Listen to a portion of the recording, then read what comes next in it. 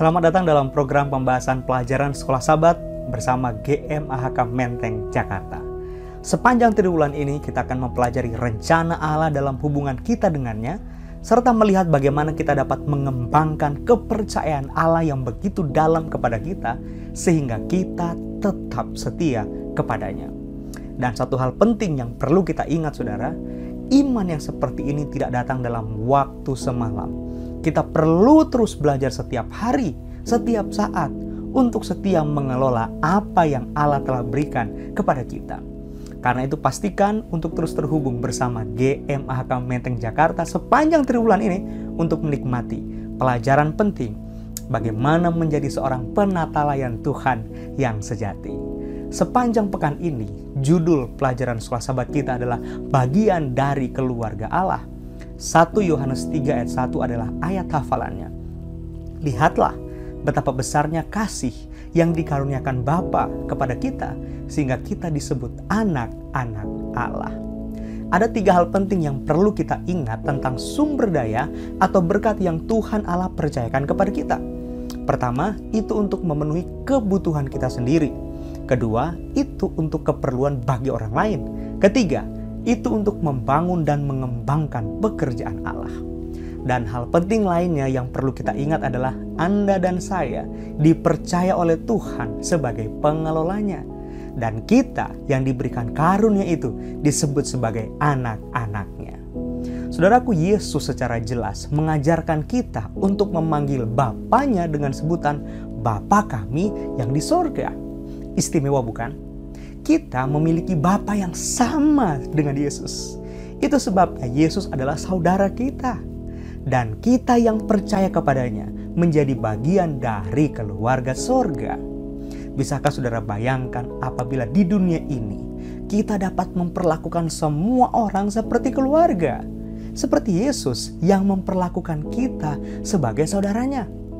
Tapi yang jauh lebih penting lagi saudara, bagaimana kita dapat belajar untuk menghubungkan dengan cara yang lebih baik kepada semua umat manusia sebagai seorang saudara. Kalau Yesus mau menerima kita sebagai saudaranya, bagaimanakah kita seharusnya memperlakukan orang lain? Kisah Abraham seharusnya dapat menginspirasi kita. Abraham disebut oleh Alkitab sebagai seorang yang sangat kaya. Tapi ada alasan kenapa Abraham disebut sangat kaya.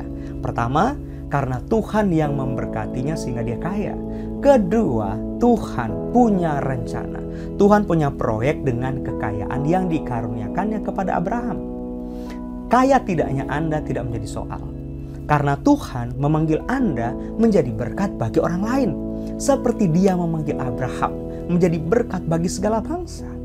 Seorang penulis rohani dalam buku Membina Kehidupan Abadi, halaman 270 menulis, dalam tangan anak-anak Allah, uang berarti makanan bagi orang yang lapar, minuman bagi orang yang dahaga, dan pakaian bagi orang telanjang.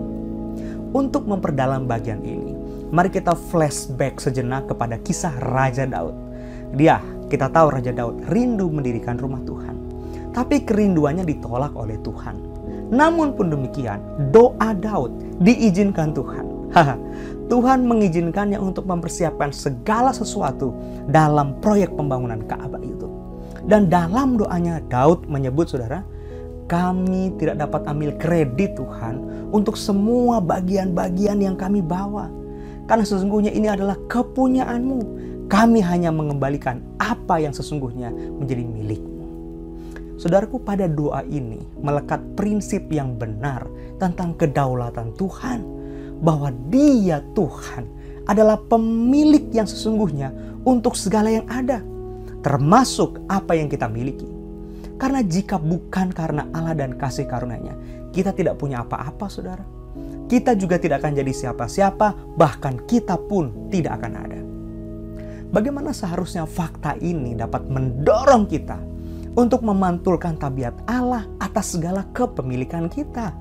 Sehingga kita tidak terlalu memikirkan sebanyak apa deposito kita saat ini. Sebanyak apa investasi yang kita punya saat ini. Memang benar, itu penting. Kita perlu memikirkan setiap kepemilikan yang kita miliki saat ini. Sehingga kita tidak ragu untuk menghadapi hari esok. Tapi kita juga perlu ingat satu hal yang penting, bahwa apa saja yang mungkin kita miliki saat ini, suatu hari nanti ketika kita mati, itu semua tidak akan mengikuti kita. Kalau begitu, apa yang kekal dari segala hal penting di atas dunia ini yang kita miliki? Cuma satu, keselamatan. Ya, keselamatan. Itulah anugerah terbesar yang kita miliki, yang diberikan Allah melalui Yesus Kristus.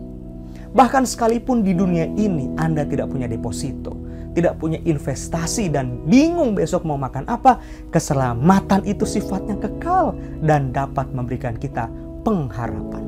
Dan istimewanya lagi, saudaraku, kalau kita terima anugerah itu, yaitu keselamatan, menurut Yohanes 1 ayat 12, kita disebut sebagai anak-anak Allah. Artinya, kita bagian dari keluarga Allah.